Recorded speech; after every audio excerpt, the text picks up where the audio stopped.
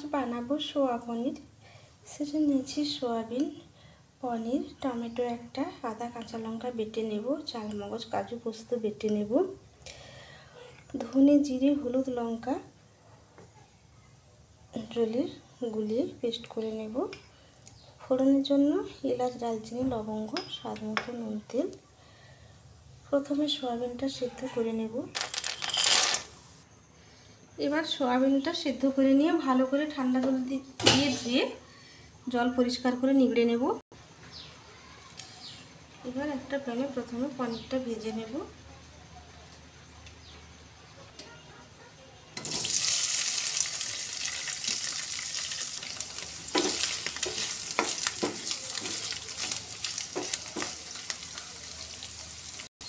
এবার পনিরটা ভেজে নিয়ে গরম জলে দিয়ে দেবো, যদি পনিরটা নরম থাকবে। এবার ওই তেলে একটা ক্যাপসিকাম মেরে দেবো। এবার ক্যাপসিকামটা বেঁধে রেখে ওই প্যানে সয়াবিনটা ভেজে নেব।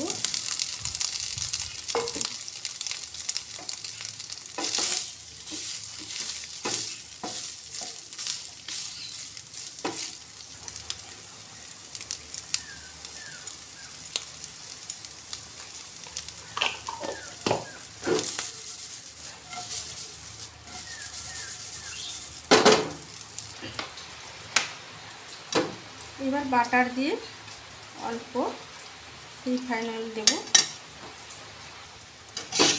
এবার এলাচ দারচিনি লবঙ্গ দিয়ে দিলাম। এবার দেব একটু চিনি,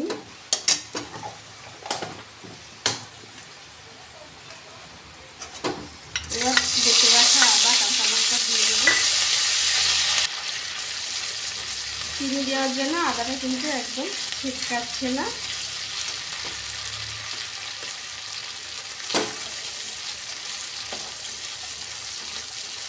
এবার আদাটা একটু ভেজে নিয়ে দিয়ে দেবো ধনে জিরে হলুদ লঙ্কা জলে গুলে রাখা পেস্ট।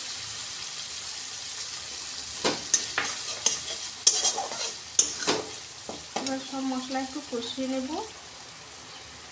একটা টমেটো গ্রেটারে ঘষে ঘষে দিয়ে দিলাম। টমেটো দিয়ে ভালো করে কষিয়ে নেব যাতে টমেটোর কাঁচা গন্ধটা চলে যায়।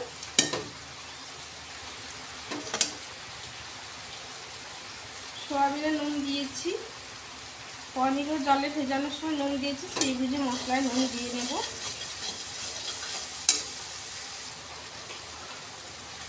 এবার টমেটো ভালো করে কষিয়ে নিয়ে এর মধ্যে বেটে রাখা কাজু চালমগজ পোস্ত পেস্ট দিয়ে দেবো।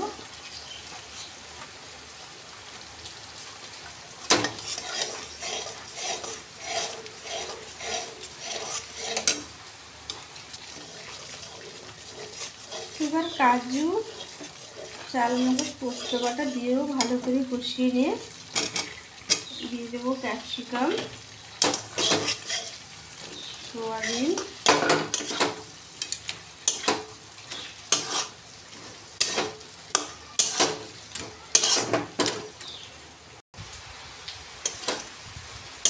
এবার সোয়াবিন ক্যাপসিকাম মশলার সঙ্গে ভালো করে কষিয়ে নিয়ে এর মধ্যে দেবো জল।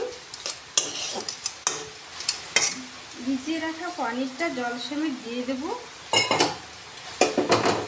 বাকি দেব গরম করা জল।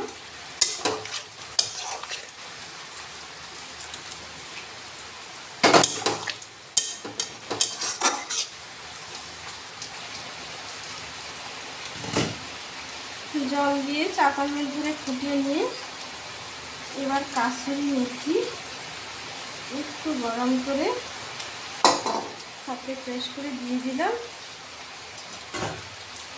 এবার আঁচ বন্ধ করে রেখে দেব 5 মিনিট। রেডি হয়ে গেল সোয়া পনির। এবার 5 মিনিট ওখানে বন্ধ করে রেখে একটা পাত্রে ট্রান্সফার করে নেব।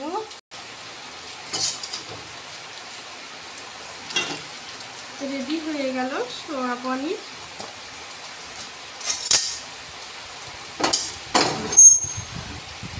আমি কিভাবে সোয়া পনির বানালাম আপনাদের সঙ্গে শেয়ার করলাম।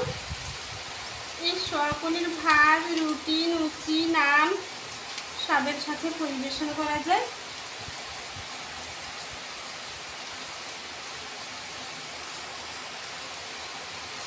খেতেও খুব সুস্বাদু হয়। আজ এই পর্যন্ত, আবার দেখা হবে অন্য কোনো দিন অন্য কোনো রেসিপির সাথে।